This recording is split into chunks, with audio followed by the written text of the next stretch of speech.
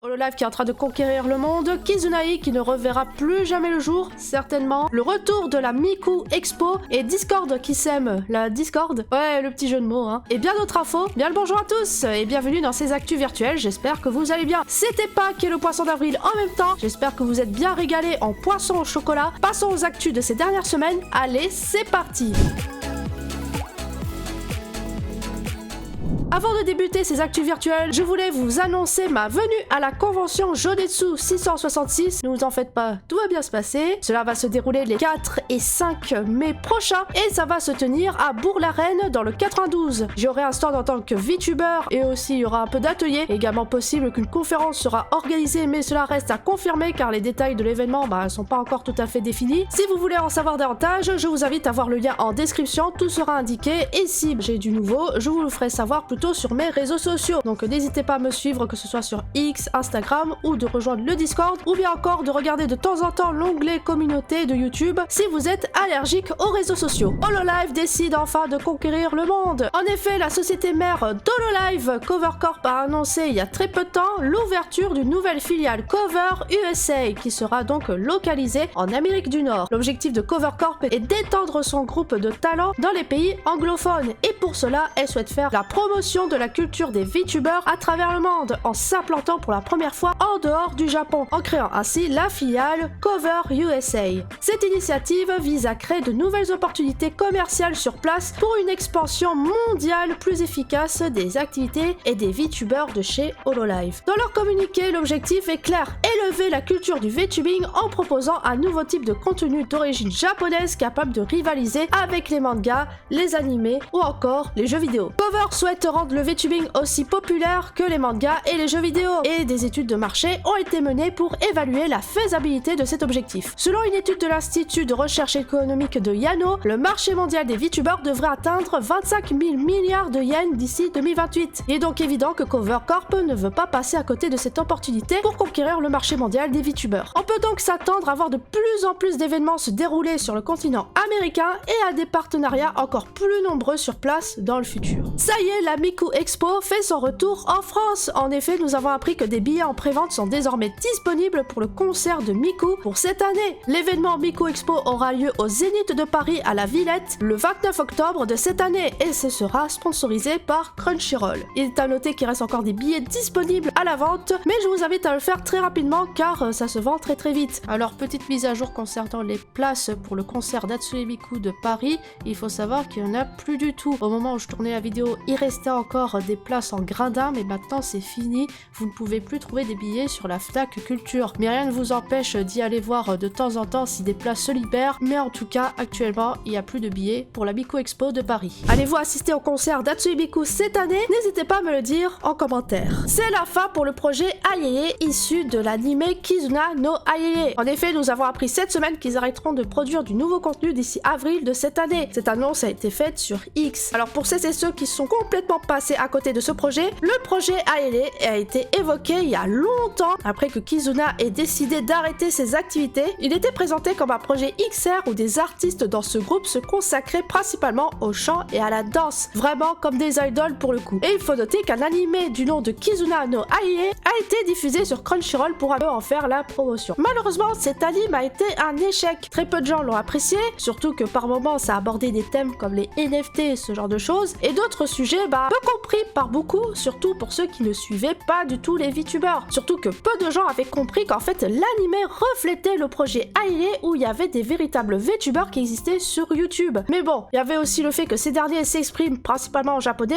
rendant difficile la compréhension du projet Ayeye. Donc on peut dire qu'il y a eu un gros problème de communication et de marketing autour de ce projet, ce qui entraîne maintenant sa fin en avril. La société remercie toutefois toutes les personnes qui ont soutenu le projet ainsi que l'anime, et quant à l'avenir des VTubers affiliés au projet Ayeye, on ne sait pas plus à propos de leur avenir. Mais les changements ne s'arrêtent pas là. La conseillère de l'entreprise et voice actrice de Kizunai, Nozomi Kasuga, a quitté son poste au sein de la Kizunai Corp. Il y a donc beaucoup de changements au sein de l'entreprise, comme le fait qu'il y a le départ du PDG qui sera remplacé par Takeshi Osaka, le fondateur et PDG de la société mère Activate, où il y avait Kizunai qui était affilié. Nozomi a déclaré que ces derniers jours passés dans l'entreprise ont été très précieux et significatifs dans sa vie, et bien qu'elle démissionne, elle continuera à soutenir dire tout ce qui concerne Kizunai et le VTubing. Elle a expliqué que son départ était prévu après la pause indéfinie de Kizunai, mais qu'elle avait souhaité rester un certain temps pour aider avant de partir. Malheureusement, avec ces annonces, les chances que Kizunai revienne sur scène deviennent de plus en plus minces. Le projet Ayeye, qui est quand même un projet de grande ampleur, a certainement beaucoup coûté cher à la Kizunai Corp, mais après tout, cela reste quand même entièrement spéculatif. Malheureusement, on ne sait pas de quoi le futur sera fait pour cette entreprise, mais 2 ans après l'arrêt de ses activités, il n'y a toujours pas de nouvelles concernant le retour de Kizunai. Je voulais vous faire un petit topic sur le fait que les formats mainstream de YouTube deviennent de plus en plus semblables à la télé, et ça se fait beaucoup remarquer par les internautes. En effet, que ce soit dans des émissions comme Danse avec les stars avec Michou, les concepts de Squeezie et de Joyka, ou même sur Twitch avec des initiatives telles que le GP Explorer, on constate que les formats de divertissement se tendent de plus en plus vers les codes de la télévision. Cela est assez remarquable, surtout que l'on se rappelle que à ses débuts, la création de contenu en ligne semblait justement vouloir s'éloigner de la télévision pour plus d'authenticité. Beaucoup d'internautes ont soulevé ce point, mais il est évident que ce virage a été plus ou moins pris depuis que MrBeast a réussi à percer sur YouTube avec ses concepts spectaculaires aux investissements financiers vraiment faramineux. Il semble que les créateurs français veuillent également investir davantage dans des grosses productions afin de divertir les internautes de plus en plus et rendre cela encore plus spectaculaire, mais cependant le problème réside sur le fait que ce type de format tend à éloigner le concept initial de YouTube ou de Twitch de leur essence première, c'est-à-dire le caractère un peu authentique. D'ailleurs, j'y pense, je voudrais y consacrer une vidéo à ce sujet en format connexion virtuelle car cela me tient particulièrement à cœur en tant que spectatrice de YouTube et créatrice de contenu depuis plusieurs années, mais je sais pas encore si ça sera le cas, mais c'est en cours de réflexion. Et sinon, vous en pensez quoi de ce virage de YouTube? Est-ce que vous pensez que c'est bien, que ce soit autant professionnalisé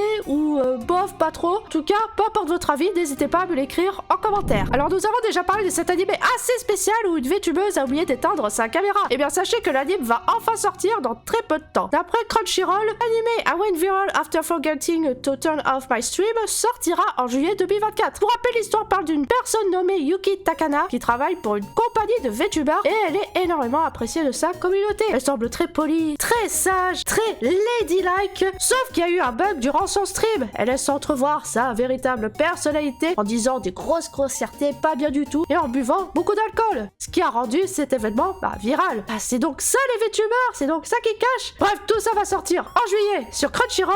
Est-ce que vous êtes intéressé par cet animé? Moi j'avoue, ça pique un peu ma curiosité, mais en tout cas, là aussi, n'hésitez pas à me l'écrire en commentaire. En parlant d'animé, je souhaite que l'on termine sur des informations insolites. Neko Kurage, la mangaka des Carnets de l'apothicaire, serait accusée d'avoir détourné près de 47 millions de yens d'impôts, alors qu'elle aurait seulement déclaré 260 millions de yens de revenus. Sous son vrai nom, Erika Ikeda, âgée de 36 ans, elle aurait commis ces fraudes entre 2019 et 2021. La personne accusée nie totalement les accusations, affirmant avoir payé la majoration des impôts dès qu'elle en a été informée par le bureau des impôts japonais, il y a 2 ans. Elle déclare ne pas avoir agi de manière malhonnête, mais par simple ignorance des obligations fiscales qui touchent les mangaka, notamment le fait qu'il y aurait eu des réformes concernant les déclarations de revenus pour cette profession. Neko Kurage affirme que cette affaire est strictement personnelle et qu'elle n'aurait aucun lien avec ses collaborateurs ou avec les mangas en eux-mêmes. Elle dit qu'il y aura probablement aucun incident sur la sortie du manga ou sur le light novel. Et du coup, pour qu'elle régularise sa situation, elle va désormais faire appel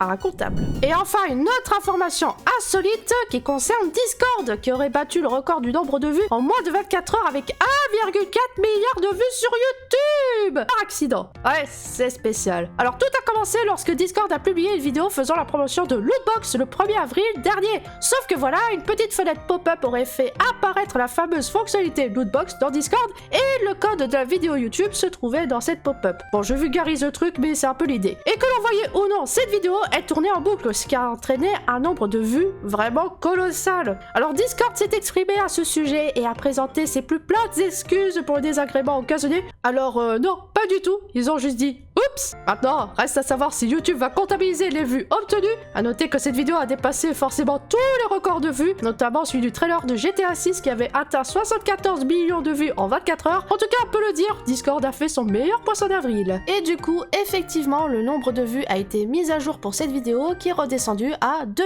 700 000 vues. Et c'est fini pour ces actus virtuelles. J'espère que ça vous a plu et n'hésitez pas à les partager si vous le souhaitez. Et aussi, ça m'aiderait un petit peu, on va pas se mentir. Merci à vous d'avoir regardé jusqu'au bout et merci aux membres et super membres du Polo Crew sur YouTube ainsi qu'aux contributeurs Ko-fi du Polo Café. Si vous voulez m'aider financièrement dans mon projet de VTuber, n'hésitez pas à cliquer sur le bouton rejoindre juste en dessous pour avoir plein d'infos. Ou si vous préférez le Ko-fi et que vous n'êtes pas fan du système de YouTube, bah vous avez le lien en description là aussi. Allez, prenez soin de vous et on se dit à très bientôt. Allez, ciao!